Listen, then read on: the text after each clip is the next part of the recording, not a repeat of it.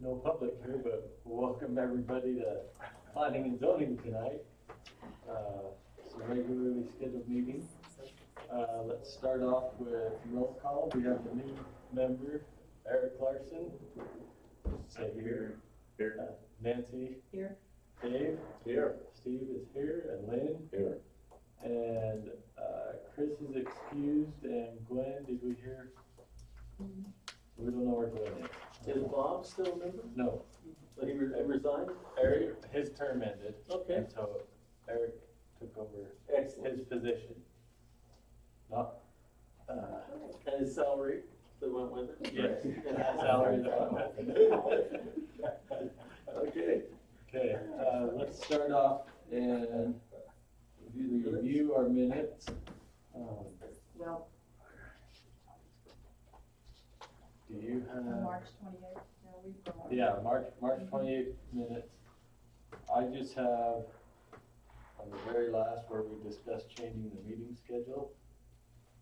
If Dave left before our site plan approval for Domino's and Bob left after that site plan, neither one of them could have been there to vote on the last one. Oh, you are absolutely right. I did have to leave early, I had scouts, Yeah. so I had to leave. Yeah, and so with those two So, gone, we take, Dave, was he off of the vote? He was off of the first vote. yeah, on the So changes Dave or and Bob It was just have- Domino's was the on only our one. meeting schedule, you need to take Bob's name off and Dave's name off. Of the meeting schedule? Yeah. on this Well, also the proposed zoning. change. Oh. Last item. Well, The but last- down here, what is this? Oh, motion to That's adjourn. to That adjourn. one is correct, Right, but it doesn't, but this one should have had. yeah, Okay, thank you. because they wouldn't have been here, because Right, prior to that, it says they left. right. Not just mentally. Right. So if anyone has any other changes? I make a motion that we accept it as amended and modified. Okay, we have a motion by Dave, we have a second. I'll second it. Second by Nancy, all in favor? Aye. Any opposed? All right. Well, let's move on to our appointments. Who can tell us about Bob West? Hi. Okay. I called Mr. West today and said, hey, you're on the agenda, He is where are not. you? I am on the agenda And he today. says, he told me what it was, so, Okay. Yes, I am on the agenda today on his behalf, kind of. Bob has graciously decided to donate 16 acres of property out in the Stonegate area. And so this is to subdivide that 16 acres. And then I have a quit claim deed by Bob to gift it to the city. So this is 16 acres out there. And where's it now? What's that? it's next to Jess's house, I think. So it enters from Second North, coming down the Future Street here. It's this spot here. We have water and sewer, sewer and storm drain in this already. We've come out this way on the development of the Stonegate subdivision. The Stonegate subdivision is now built. Where's the landfill all put in? Right. Well, this is where they're piling, where they piled all that Piled dirt it right down on this one. Yeah, on our lot. So, So the, On all of this lot? some no, of it may be over there, I'm not sure all of where the points of it is, No. but a lot of it's here. this The is, trailer was. this is Jess's place right I here. know, but it goes from the line fence on Justice Place out to this. So there might be some that's over on this Okay, side, all right. yeah, but at this point, there will be a future road here. The city expects and has discussed that we would potentially use this, maybe the north piece for an expansion of, maintenance facilities. So if we need another, public works facility out there, as we grow to the west, that north side would be helpful. The south side is potentially, for a park, future park, so it would help. How many acres are we talking that southern part? 16 acres is And total. just 16 acres, so you know what? I From that think there's something like, even here, it's like 12 somewhere.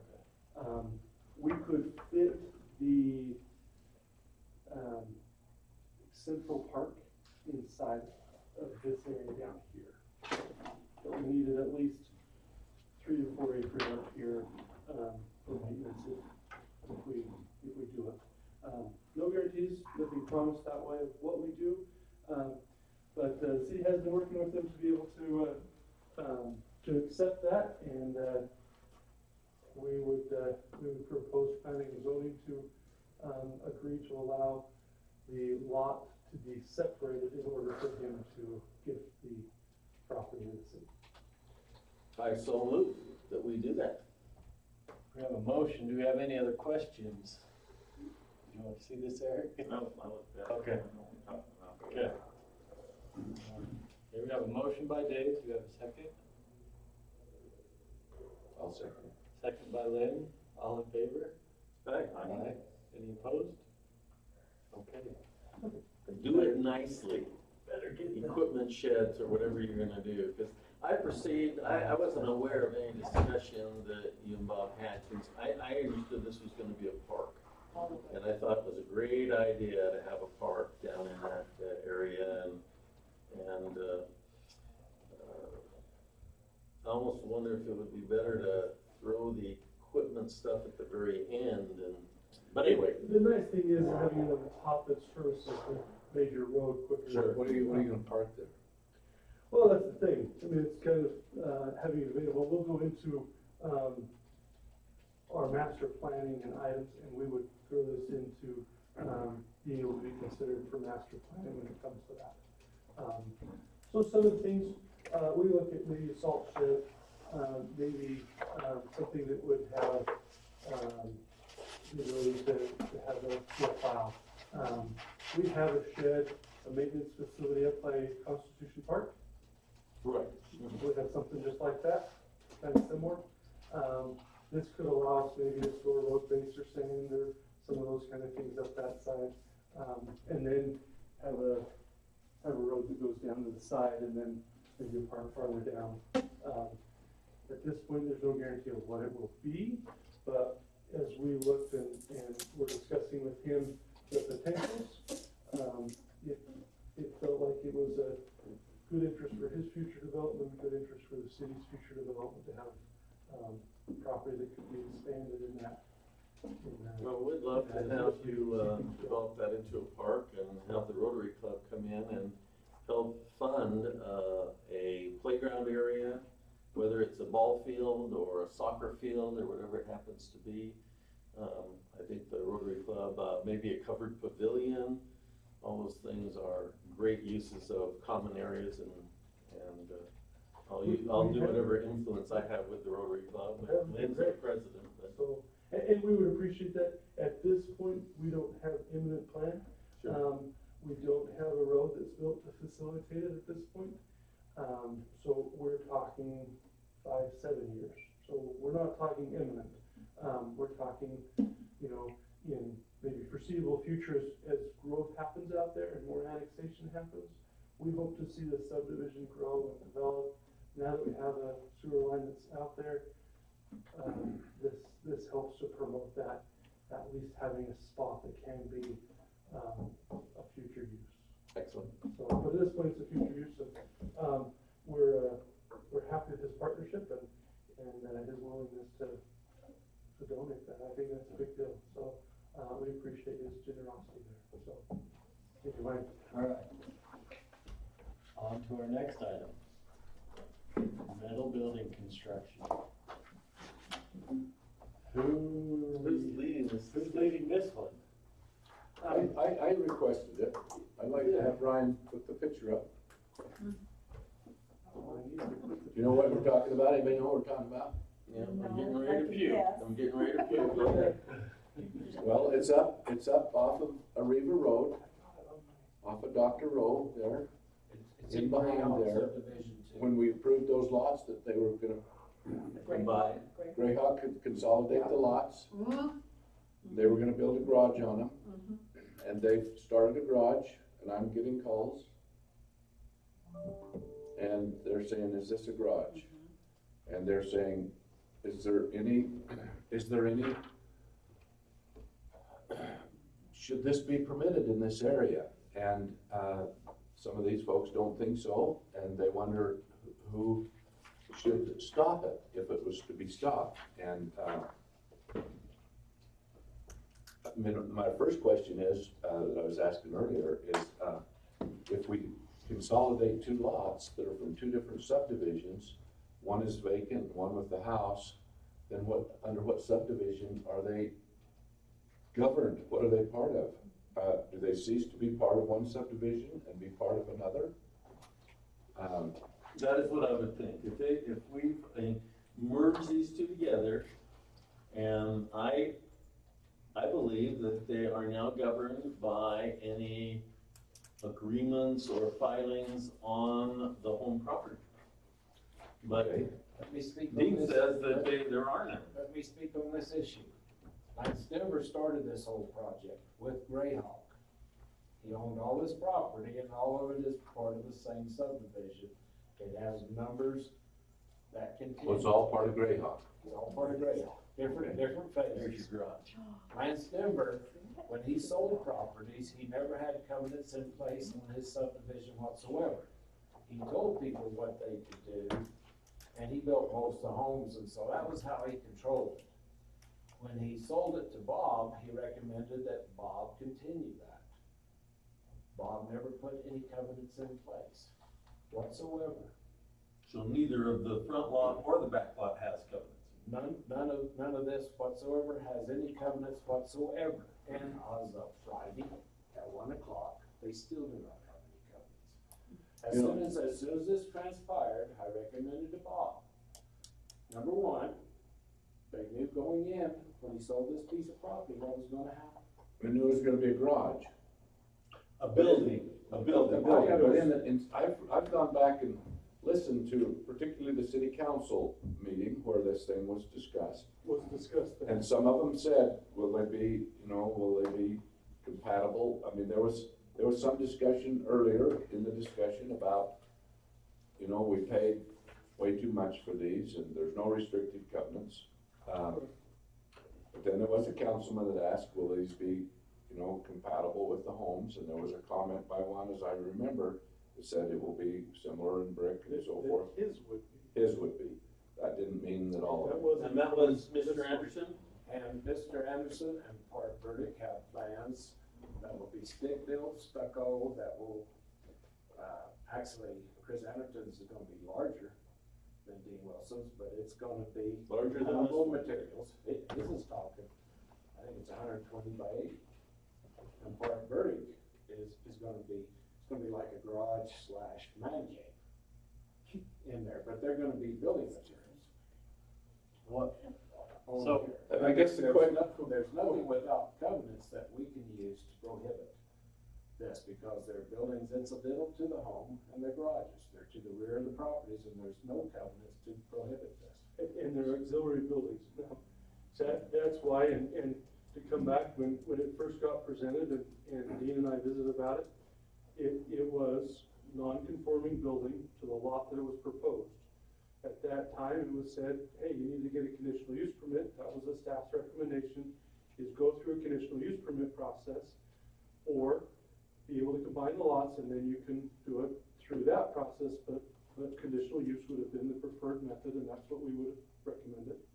They chose to go through the combining of lots, but either one of those required the review and approval of planning and zoning and city council, which came here, which then, at that point, neither one of those placed conditions on the exterior of the building.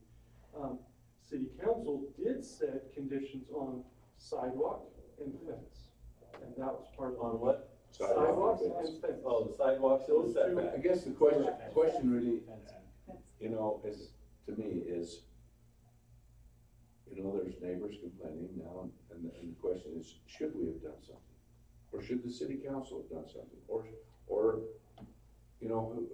whose responsibility does this rest with? Or is it a combined responsibility? Or should we be doing anything more to protect some of the other homeowners there? Whose job is that? Well, this is after the fact, I know. This is a learning experience. Well, I know, but the problem is, we sometimes, we're learning too many times by these hard knocks. Well, on this one here, pretty much our hands are tied. This is my, as zoning director, I haven't been here anytime anything was created as far as a subdivision. Knowing what I know, if anybody does create anything in the future, and I've already been to Bob, when this all happened, I said, you need to get covenants in place, and that's 2 months ago, and he still hasn't got them. But anybody that wants to create a subdivision, my recommendation was that you should seriously look at putting covenants in place so you can protect the homeowners and the people that buy within your subdivision. And that is our best means of protecting the public, is setting covenants, but that has to be done by the people that create the properties. You know, as a city, we're governed by ordinances and direction from council and what they create. All we can do is administer. We don't create that ourselves. We can recommend, but we have to buy. My biggest question is there something we should be It was doing your option to in the be able to future? set conditions, and a conditional use permit allows you to set those options. So at that point, that's why staff would have wanted it come through conditional use, because at that point, then you can create and specify those conditions as a body, So and that is in your power. So we would have been better not to combine these lots. If Well, I you wish do not- if you that do would not have been want this- explained to us. At this point, if you do not want this, then that is a yes.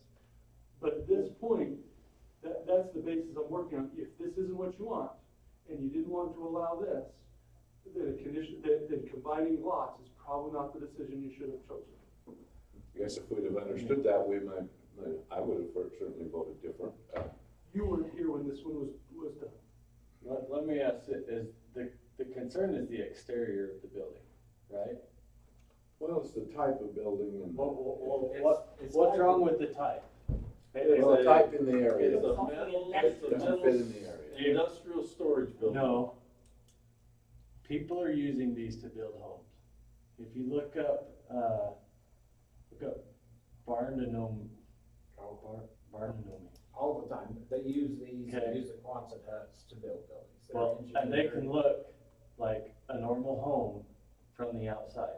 Correct, they can do brick ledges, there's ways So- to dress them up. So Absolutely. the concern Well, in the building phase with the neighbors is, I'm gonna have a big industrial garage in my neighborhood. Across But street from me. But the real concern in the end is just the exterior to match or to fit in the neighborhood. well, I and spent time- I think the question now is, but the question is, should it be our concern is, if they build garages there, so it wasn't this garage, but other garages, what has it done to the value of the other lots? Maybe that isn't our concern. It might be a concern to some of the folks who already live there, but, I guess it's the concern. If I owned the property across the street, it would be my concern, but since it's the same people that own the property across the street that sold it, why, maybe, they're gonna be the ones that are gonna be affected by The whatever two happens to the neighbors- value. The two neighbors adjacent to it know what was going on, because they were involved with the same approval, so those ones, I agree with you. It's a fairly nice neighborhood, large lots, or nice sized lots and large homes. What does that do to the property value? Granted, and as you saw in city council, it was clear that he indicated he didn't have to abide by any, covenants. When I watched the city council thing, he was pretty clear, he didn't have to abide by any CCNRs, and he overpaid for the lot, and he felt like he was justified to do whatever he wanted to do. He didn't say this is what he was doing, but, Said he was building a shed. right. Garage, shed, yeah. One thing, and that was one reason why we recommended conditional use coming in also, was actually, his original application was for conditional use, and actually I had done the research. He changed to a lot, line adjustment after the fact, but we had actually made preparations to send out letters to all the neighbors within 300 feet for conditional use for a public hearing. And that's the thing about covenant. Did that recommendation that that it stay with it, not be combined and have conditional use come to the planning and zoning when they would consider this? No, No, they we came never in for got a that. lot line adjustment. Well, but That's what they. But if your recommendation was to stay with the conditional use, did that recommendation come here? That's my question. That's what we recommended to them, To who? to the, But not to the, but not to no, the. I wasn't here not when to this one was, Planning so, and zoning. so I wasn't here as well, so, when this one came. so the question is, how can we prevent this from happening again? Well, there's a couple of things, I think. Here's one thing, so whether this were, is it the size of the building, Yes. is that, Well, and Lance has been asked, what's gonna be on the outside is just a metal building. Just a metal See, building, there's no facade. the exterior is the, to me, it sounds like the concern, because Well, what is built out of? There's no way that we can regulate what they put on this building. There's nothing in the building code. Nothing we nothing can in the do city now. codes, correct? No, and only. In the covenants- future, and I spent a lot of time last night trying to find cities with ordinances that had something that said the exterior, you know, has to look like this, and No, you won't find any And- city making right, those regulations. it's all your only through- CCNRs. Right. The city could, I mean, planning, zoning, and that could That could could, institute those things. I've lived in cities that have had some of those kind of strict. they have, rules. they have recommendations, but they're not firm on them. I was looking in, on the property ombudsman's website, you know, and they have, or cities have ordinances that say shall, but then they also use another word that is more vague, and so it's not clear, you know. And so there are cities that have tried, and I agree that, yes, the exterior is what needs to conform aesthetically with the area in the home. You know, had we known he was if there doing was, what he's doing, Would you have if made there a was different homes decision across if the you had street, presented? what's that? I said, would you have made a different decision about combining lots if it had been presented? Gwen and I had questions about what was gonna be built up there. Why were they combining lots? Why were these budding neighbors combining lots to get big spaces, and what were they gonna build on that? and they said And we garages. just went along and just kind of thought, well, It didn't even occur to you, this would be what it would be. Something, it Gwen and was I He both said did. something, We said something recreation, big's gonna happen, or a tumbling studio. but we or let it something. go. I mean, I just wasn't expecting it to be that big. There's another guy. You know, there's several people in the neighborhood that have We discussed that. buildings They can- behind their place. You look at Barney's and, I think somebody else on the other side of the street, they all have big RV storage things, but the exterior of those buildings match exactly their homes. Well, if there'd been houses across the street, this would be, looking at this could be more serious. But I wouldn't wanna be up the street, but right now,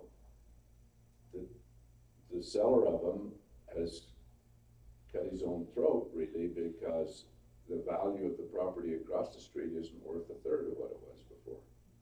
Yeah, and I would say at that point, keep in mind, this is the same building construction material that we build a $9 million pullout. Right. Metal building, metal siding, and the same thing. Well, Different idea, I get, finishing different and use different, I get, but at some point, unless we set conditions or that when we're going through, if the restrictive covenants haven't been put installed, maybe we need to be looking at that as a condition. So, And to this- my knowledge, this the has time been I've done. been here, there's never been a full-blown subdivision presented for approval. You know, there's been a couple of minor subdivisions, some lot line adjustments.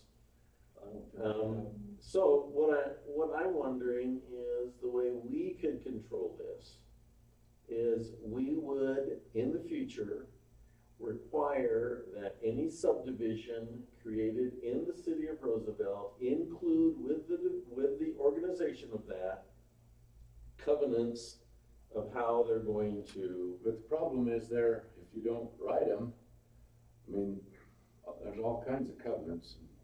Right, you can make it very loose or Yeah. very restrictive. Well, they need to do them and they need to get them recorded. Case in point, Riviera, it has covenants in a homeowner association. If you wanna build there, you submit your plans to the homeowners association of that subdivision, they approve it before it even comes to me. And they have their own covenants, and that's, just like you say, is what would be helpful if we can require that of subdividers, but they have to cooperate. Can we require that? I won't guarantee that we can. I don't think so. We don't have an I think we ordinance that can requires recommend. that at this time. What do we need to do to have an ordinance like that? An ordinance could be drafted and go through the. Yeah, I think a city council discussion of the same issue may be helpful, to say, is this something we should or shouldn't even be worried about or concerned about, or should be in our area of concern? Some of the folks that have complained up the street think, that We did Well, our the job. statement was made by the owner of this building that he had contacted every single resident in the neighborhood, and they were all excited and could hardly wait for it to go up so their kids could come over and play. Yeah, he's supposedly said that, but they're, That was his statement to me. well, That was some of them years have ago. complained, and, That's Well, maybe they were expecting an oversized garage instead of then he's saying it's gonna be a sports facility where they can go jump on the trampoline and do all this stuff, and. This is not a commercial facility, and it was made clear to him that this was a private building. For him, he can have the neighbors over, but it is nothing in the commercial nature. If he tries to do that, then he has violated the ordinances. So you can't charge admission, you can't. It's not zoned for that. Well, if he ever did that, he'd get into a liability situation that would cost him. And he did say he wants an open space for gymnastic for his kids. That was I his do statement. remember him talking about using this as a gymnastics, and that's why I was expecting it about a third that size, but, I guess it's his property, he can do what he wants, there are no covenants, we can't do anything about this. My question goes back to what I said at the very beginning, how can we prevent this from happening again? I think that's what we need to study and everybody think on. And that's. Should we, and if we should, how can? Well, I think the public would appreciate maybe a little direction, but we can't control everything that happens in public, but we might can come up with some ideas to submit to council as maybe what we should do. If you notice, I included maybe a discussion on shipping containers. We treat shipping containers as sheds. I think that's another discussion that should arise. Because right now, if you want to put a shipping container up in this neighborhood, and it's to the rear of your home, and you treat it as a shed, you have the setbacks, unless there's covenants to prevent it. What are you talking about, a shipping container, was that? Those Oh, railroad those. cars? Oh, yeah, I know what We you're have talking nothing about. that regulates that. Fences, let's talk about fences. We have nothing in our regulations or ordinances other than height restrictions, but nothing that controls materials. And there's been people that have taken split lumber and, just sawmill lumber and made fences, and there's been complaints, but we have nothing in our ordinances to regulate this. So I think there's several issues that tie into this same issue that somebody has to begin to consider. And I don't know if it's us, council, or whatever, maybe y'all can generate something that could go to council as we think this ought to be studied. I mean, this is what this is. This is a discussion here on what do we do and how do we proceed. That's how I Right, see right. it. To me, a lot of these come down to, HOAs and CCNRs. I feel the government shouldn't be the one being so restrictive. I feel that the government facilitates people doing what they want, but it's their neighborhoods and those kind of things that take care of it. Now, we do have no HOAs and, for the majority of the area, we don't have the restrictive covenants. I said before, this building, to me, if he were doing the outside to look like a home and look nice, what's the concern, you know? Looking like an industrial building, there's a concern, you know, with the property values of others. And we do need to do what we can to help not degrade other properties by allowing things to happen. Well, in talking with this, Dave has a really good recommendation. Any subdivisions that come to us in the future, I think that's a good question of the zoning board to answer is, are you doing anything with covenants, homeowner association? Maybe we could recommend that they consider this and bring it back or add it to. I think you're right. And in different areas, maybe this is something that we want to allow, readily allow. Maybe in areas that are larger acreage. At this point, this is one that comes to that question. That does lead to a question. We have sent out a few times land use training. The league puts it on every year. It was here in Roosevelt to be taught. Hopefully all of you registered for this Saturday. I went. I went last year. Okay, great. I'm out of town. So, I went in Vernal. perfect. 2 weeks ago, I think, Yeah. right? Yeah. So you had two options right here. Usually they do a great job. Meg Ryan is usually in attendance. Oftentimes she oftentimes comes out. But they've done a pretty good job. So if you haven't gone to those trainings, you may want to consider some of those as well. And I should mention, we have one or two of these scattered out throughout the city, but they're not as obvious. There's been more hidden. When you get out rural, and if you got a bigger lot, you've got, or an acre or something, you know. But there's some within the city that have some little acreage, but they're just not as noticeable. So let's go back, I'd like to go back to your storage container thing a minute. Is that up to the regulation of the CCNRs, is that? Well, that's what I would say. It should be part of CCNRs unless the city adopts a citywide ordinance, and I don't know if we can regulate that. At that point, if I don't have a CCR, my neighborhood's all built. But to be able to bring in some of those, I'm not sure I'm a fan.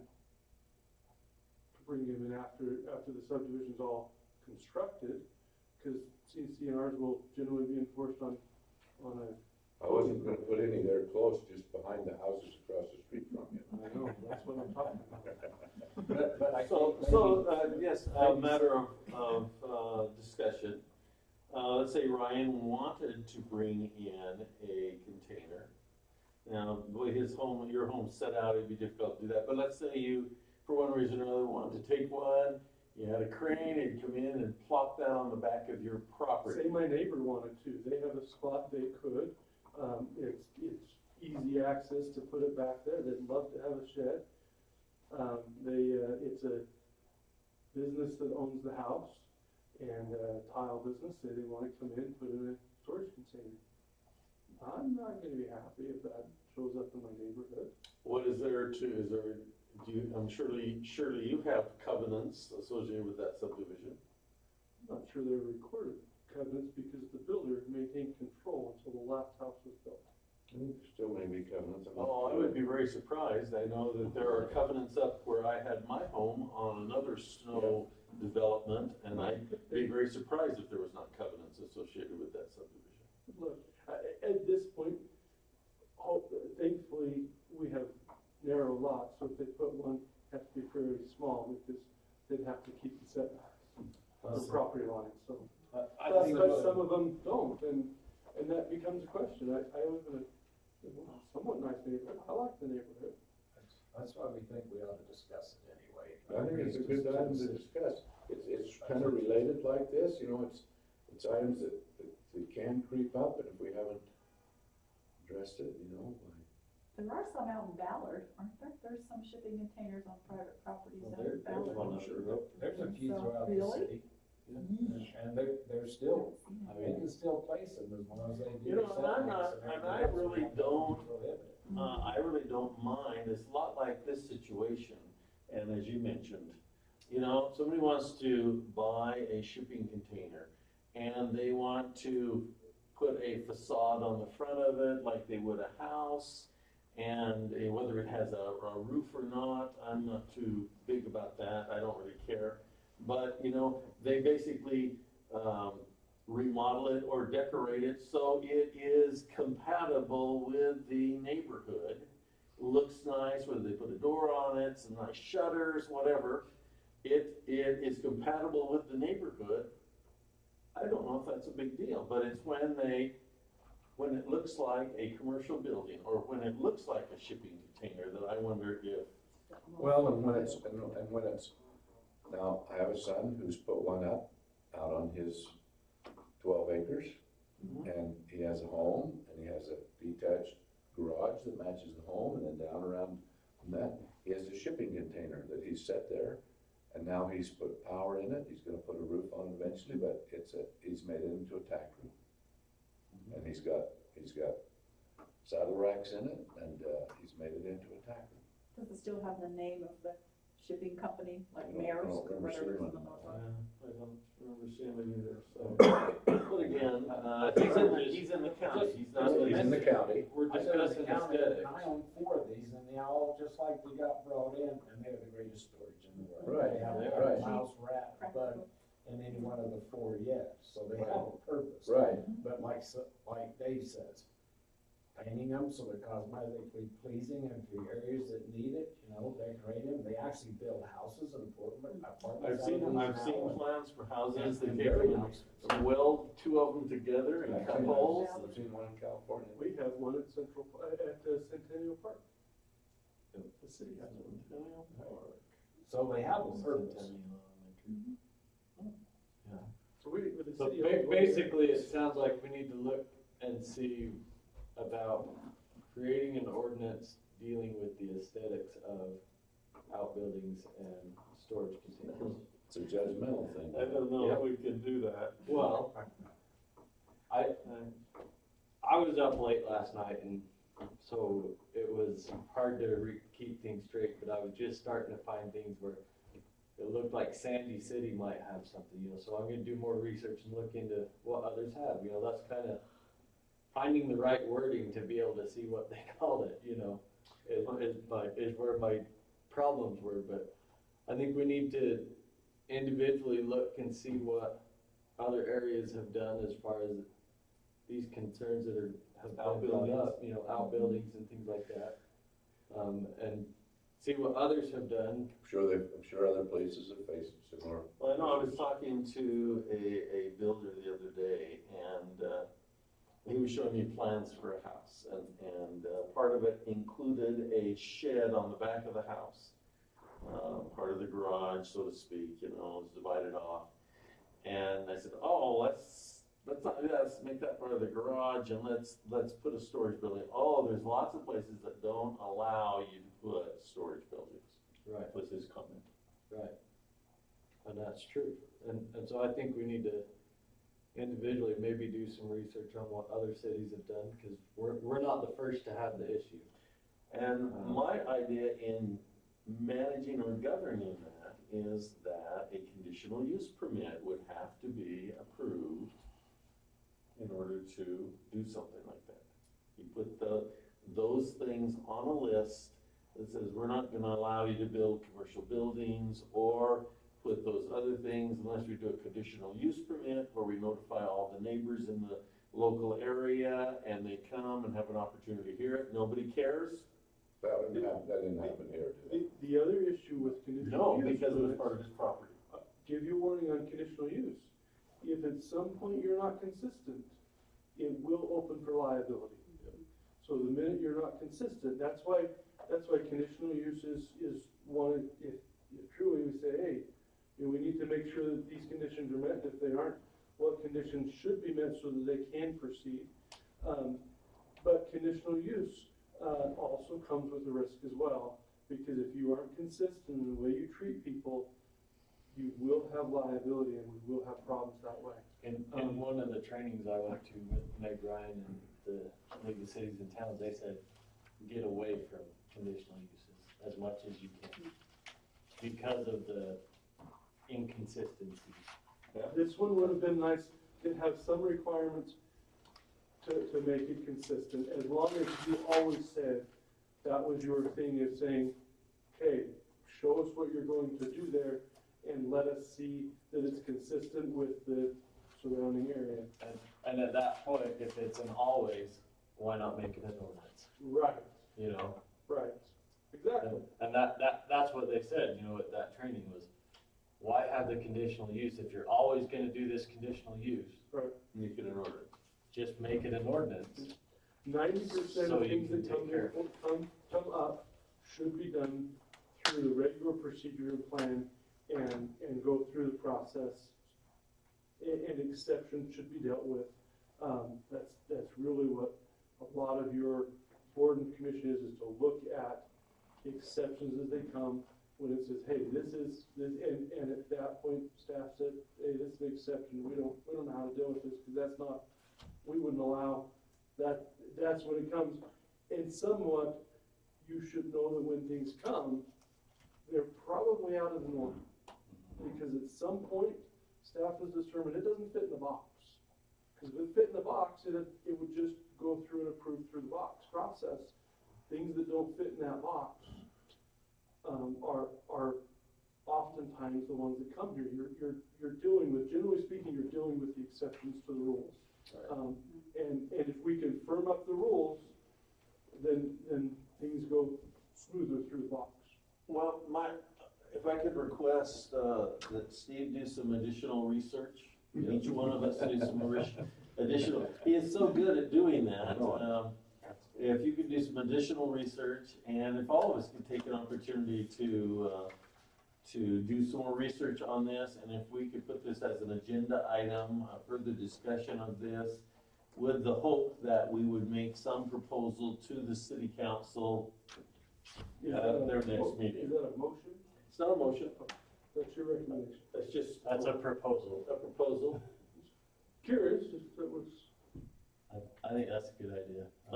If I give it a motion and approve it, then all of a sudden Steve's got a second job, but Being a third or fourth or. But anyway, somehow we need to move this along, and I think all of us agree that it is a important thing to discuss and to have some kind of established policy going forward so this doesn't happen again. I would ask, and I would add to that recommendation, that as you find things as a commission, forward those on to Dean and I. Yeah. And as we gather information, we could send and distribute that out to the whole. Yeah. With an open public meeting, I would discourage you from just blasting to all the rest of the commission. If it comes back between staff, it's easy for staff just to broadcast, not saying, because we don't get a vote, we can't say, well, we can say, hey, this is our recommendation, let's try this. But at that point, it doesn't give out, a vote. You say that could be into the line that says, hey, you know, if people start saying what their vote is without being in a public meeting, that could be an issue. So if you have things, forward them to us, and then we can send it back out to the whole commission. Finding this on our city's website, is that where you're finding this? I look on different cities' ordinances, read through their ordinances, and then I use the property ombudsman's website.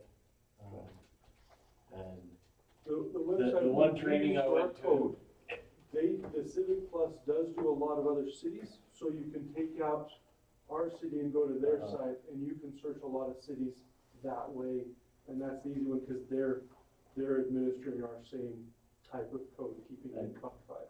and like the property ombudsman, a lot of the state agencies are really good at answering any questions or steering you. You know, we had something a while back and they said, well, I think it was Lehigh City had something like this, look at their ordinance, you know, see what, you know, and so, you know, Utah League of Cities and Towns, all them, you can email them, they ask, you know, they'll kind of tell you, look over here, this is what's been done, and with the property ombudsman, you know, they have opinions. They aren't necessarily ruling, but their opinions on the interpretation of the law, for appeals and things like that. The League of City and Towns has the Luau website, and Land Use Academy of Utah. So they have that Luau website, and there's a lot of information on it as well. So, So, I try to do as much as I can within Utah, because California's gonna be wild and crazy, and New Hampshire's gonna be wild and crazy compared to what we do here. Sure. And so I do try to look in Utah as much as I can. Okay. So, I appreciate the discussion, I think it's helpful. we appreciate you having. okay, well, if we don't, do we have any other business we need to take care of? I have one thing, the new Okay. sign that's over by, Lagoon and State Street, that says Central Park, there's a kitty corner. Eagle thing on Scout, the corner. Eagle Scout project. Okay, You I've like had it? some, it's nice to look at, I've had some people say it's a little difficult to see when you're trying to cross the street, because it's in the location where there's an intersection and a person in a car, not a pickup truck that's high, but a vehicle that's a little lower, it kind of almost blocks your vision until you're pretty far out into the crosswalk at Lagoon. Right there, so I don't know, I kind of noticed that it was a little bit visually large, or in maybe a spot, Where's this line at? of sight. Where the old library used to be. The Lagoon old and State, northwest corner. The old, UVMC building, I think. Eagle Scout project, you just see it in that. Right there next to the library. It's the only ambulance building. But somebody told me when they were building it up, I asked somebody, and they told me it was an Eagle Scout project. It was. Okay. All right. Anything else? Anyone have make a motion to adjourn? So, I so move. Motion by Dave, second by Lynn, all in favor? Thank you, thank you.